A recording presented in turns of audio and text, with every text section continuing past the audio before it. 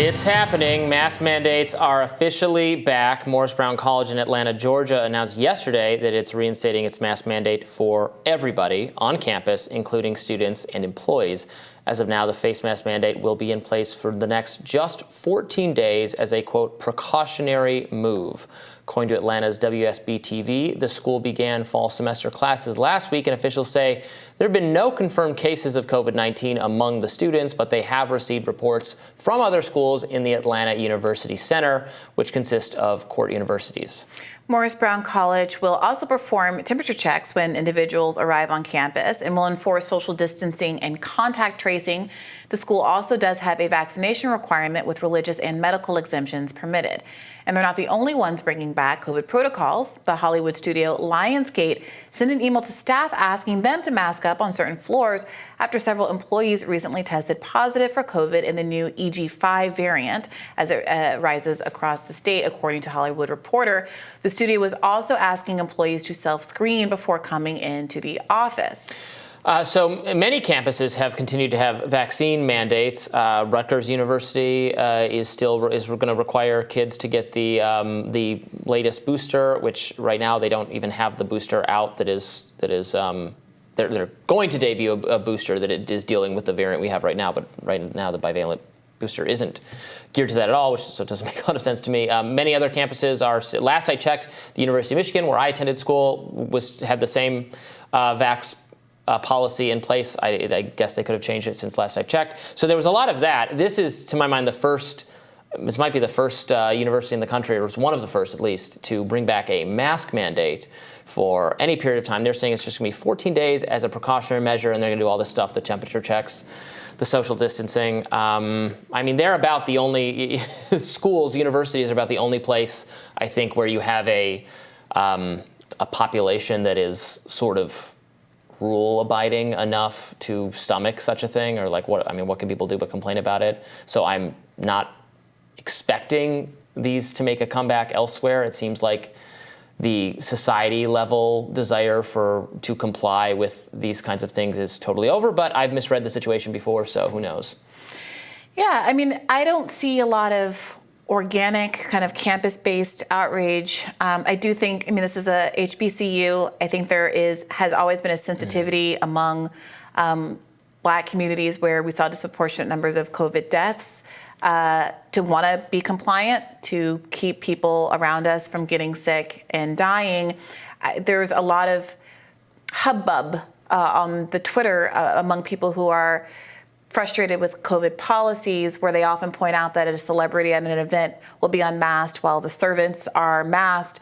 And my observation, I would frame that a little bit differently, is that I've noticed that a lot of Black and Latino people, perhaps because of having to work or disproportionately working in service industries and being exposed to people on the job without being able to work from home, et cetera, have been more persistent maskers in my observation, because they want to protect themselves. My casual observation is that actually Asian American people are the most. Well, I didn't say the most. I just am talking about this because we're talking about a HBCU who has been disproportionately, in my observation, masking. So, if the students there are unhappy with it and push back, I expect they'll make their voices known. But it also could be the case that this is a policy that's been put into effect in part because of some organic campus-based desire to try to guard against what has been an increased incidence in hospitalizations in Atlanta that's up, Georgia, that's up 30% across the state. It's not like it's illegal to, you can wear a mask to protect yourself if you want. You've said, I think, that you think that the high quality mask, and by the way, is this a requirement to wear the high quality mask? Because everyone has concluded that, wearing the kinds of masks most people wearing for most of the pandemic, that was just wear any mask, don't do virtually anything to prevent. Yeah, it doesn't specify the email, so we're not at least doesn't specify the kind of mask, which I think is a misstep. If you want to wear a high quality mask, I don't know whether this science or the studies will hold up in the long term, but there have been findings that these do a very good job at protecting you from infection, so you can wear it. Hasn't our understanding of COVID by now progressed to the point where,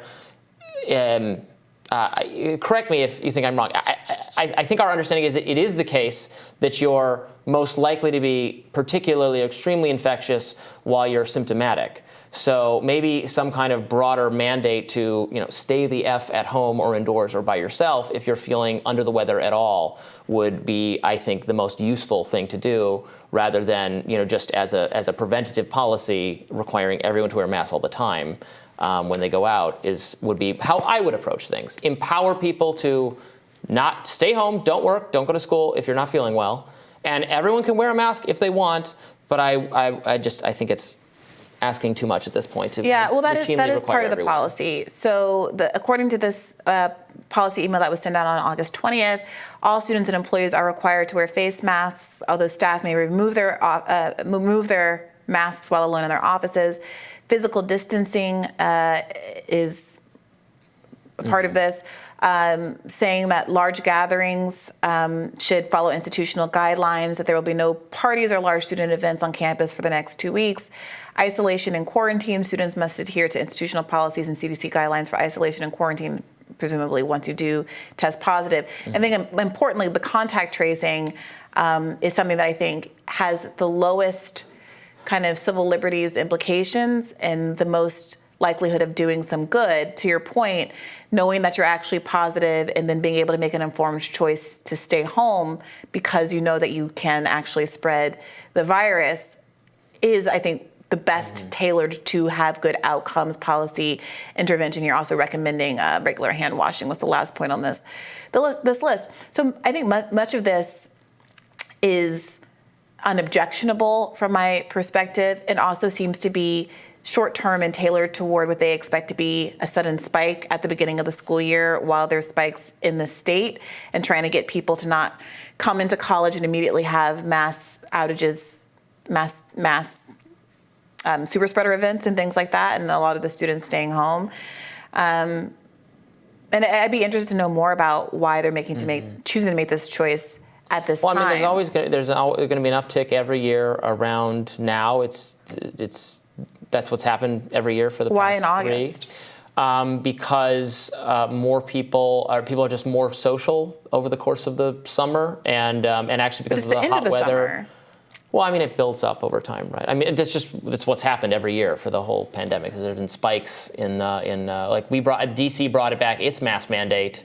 If you recall, was that last 2 years? It's all straight. It was around now. I think it was last year.